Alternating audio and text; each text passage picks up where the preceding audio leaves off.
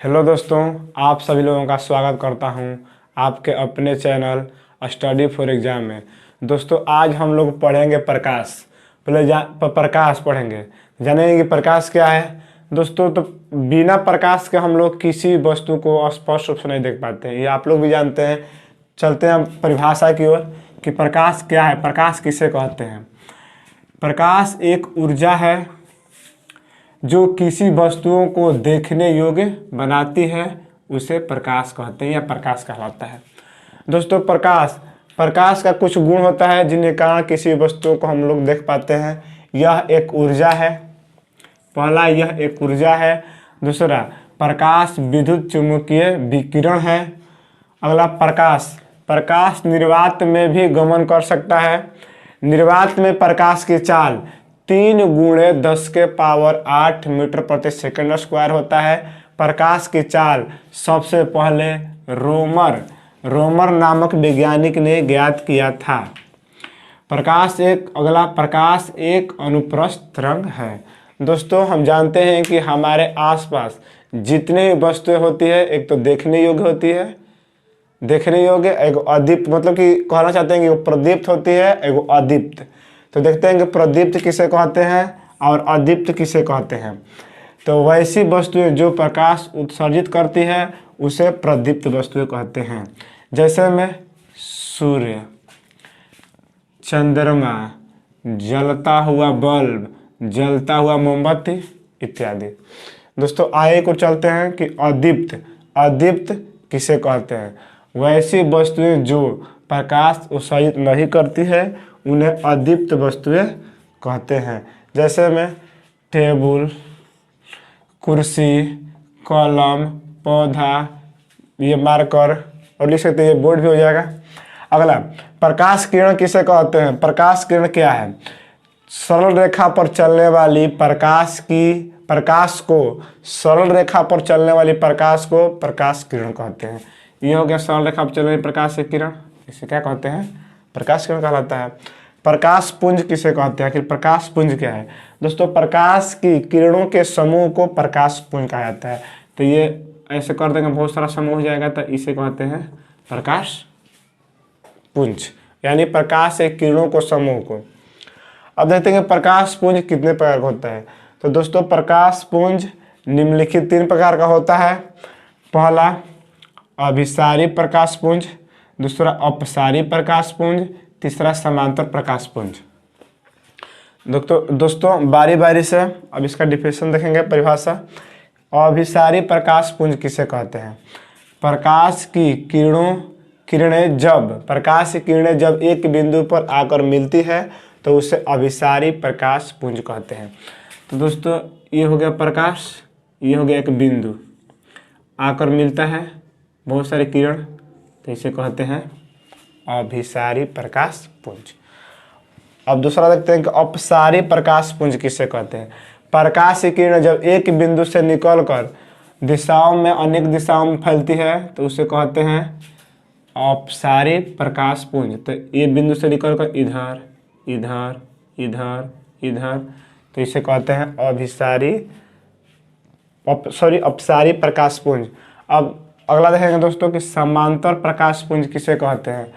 तो दोस्तों आप जल्दी से स्क्रीनशॉट ले लीजिए, उसके बाद हम लोग आगे की तरफ बढ़ते हैं।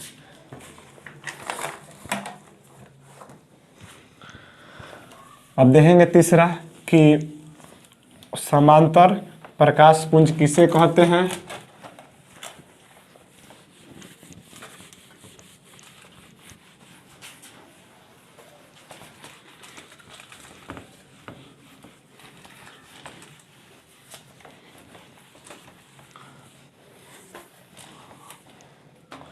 दोस्तों देखेंगे तीसरा समांतर प्रकाश पुंज। समांतर प्रकाश पुंज। दोस्तों जब प्रकाश की किरणें एक दूसरे के समांतर चलती है, समांतर चलती है तो उसे समांतर प्रकाश पुंज कहते हैं। तो उसे समांतर प्रकाश पुंज कहते हैं। दोस्तों ये देखिए समांतर प्रकाश पुंज एक दूसरे क्या चल रही है, ये इसके समांतर चल रही है, तो ये हो गया समांतर प्रकाश पुंज। अब आगे बढ़ते हैं दोस्तों। अब समझेंगे कि प्रकाश का परावर्तन क्या है। समझेंगे प्रकाश का परावर्तन क्या है, इसको समझेंगे। परावर्तन क्या है प्रकाश का। देखिए दोस्तों पहले समझेंगे, उसके बाद लिखेंगे परिभाषा। ये हो गया आपका समतल सतह, समतल सतह या चिकनी सतह। तो प्रकाश से किरण आई जो आ रही है उसको कहते हैं आपतित किरण। आपतित किरण आई तो ये इधर लेप किया हुआ है, अब टकरा कर क्या कर जाएगी, इधर लौट जाएगी। देखिए प्रकाश से किरण आई इस तरह और टकरा कर इधर लौट गई, तो इस घटना को कहते हैं, लौट गई तो परावर्तित हो गई, परावर्तित किरण हो गई, तो इस घटना को कहते हैं प्रकाश का परावर्तन। लिख सकते हैं परिभाषा। जब प्रकाश की किरण, जब प्रकाश, इसको बनाए तो ऊपर, जब प्रकाश की किरण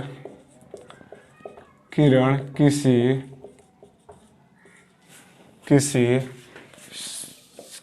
सतह पर, किसी चिकनी सतह पर लिख सकते हैं, चाहे किसी सतह पर पड़ने के बाद उसी माध्यम में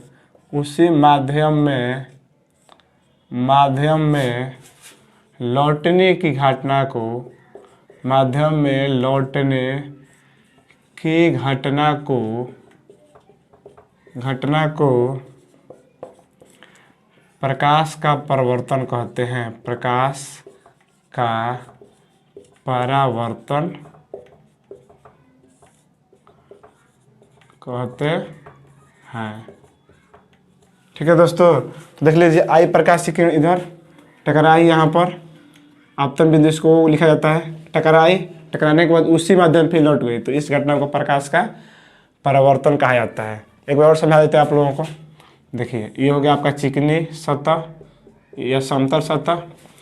प्रकाश से किरण आई आ रही है तो इसको बोलते हैं आई, मतलब इसको बोलते हैं आपतित किरण। आपतित किरण, ठीक है, आपतित किरण। अब देखिए आई यहाँ से टकरा कर फिर उसी माध्यम लौट गई, तो इसको बोलते हैं परावर्तित किरण। तो उसी माध्यम इस लौटने की घटना को प्रकाश का परावर्तन कहा जाता है। अब देखिए दोस्तों परावर्तन के कितने नियम होते हैं, प्रकाश के परावर्तन के कितने नियम होते हैं समझेंगे। देखिए इसको बोलते हैं आपतन बिंदु, यहाँ पर डाल देते हैं अभिलंब एन, अभिलंब डाल दिए एन, नॉर्मल। अब देखिए, अब देखते हैं कि कितने नियम होता है। तो प्रकाश के परावर्तन के दो नियम होता है, दो नियम होता है।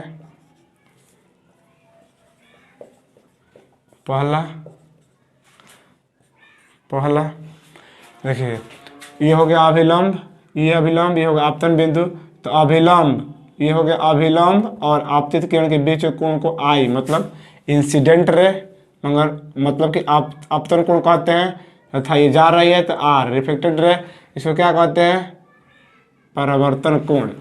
तो देखिए पहला नियम होता है कि आपतन कोण परावर्तन कोण के बराबर होता है। आपतन कोण परावर्तन कोण के बराबर होता है।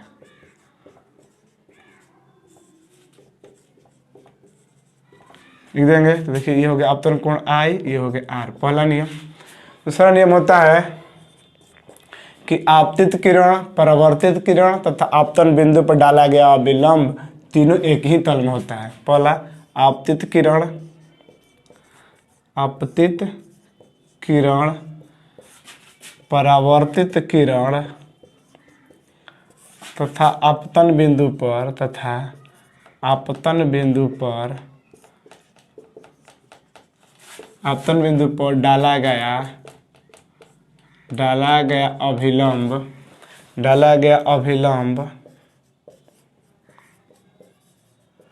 अभिलंब तीनों एक ही तल में होते हैं। तीनों एक ही तल में होते हैं। तो देखिए दोस्तों, देखते हैं कि एक ही तल में होता है कि नहीं। देखिए आपतित किरण आई यहाँ पर, यहीं पर, फिर परावर्तित हो गई। अभिलंब तीनों एक ही तल में है, यही है पहला और दूसरा नियम। ठीक, अब थोड़ा सा आगे बढ़ते हैं। अब देखते हैं कि आपतन कोण किसे कहते हैं, परावर्तन कोण किसे कहते हैं। देखिए आपतन कोण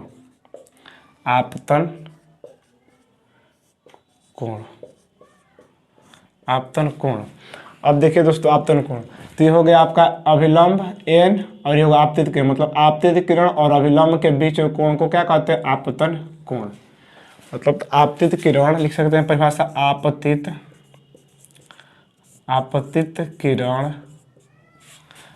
किरण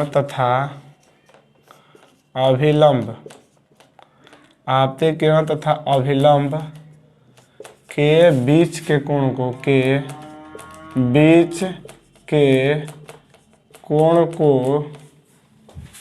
आपतन कोण कहते हैं। बीच के कोण को आपतन कोण कहते हैं।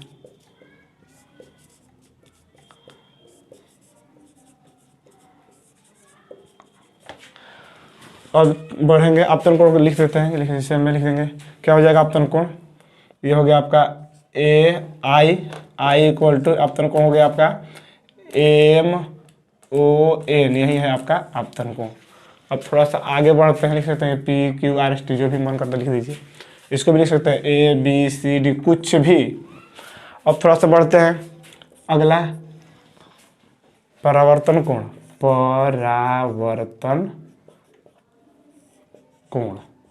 अब परावर्तन कोण की ओर बढ़ते हैं। देखिए दोस्तों, ये हो गया अभिलंब, ये हो गया परावर्तित किरण। तो अभिलंब और परावर्तित किरण के बीच के कोण को परावर्तन कोण कहते हैं।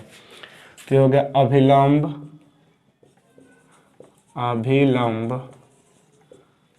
तथा परावर्तित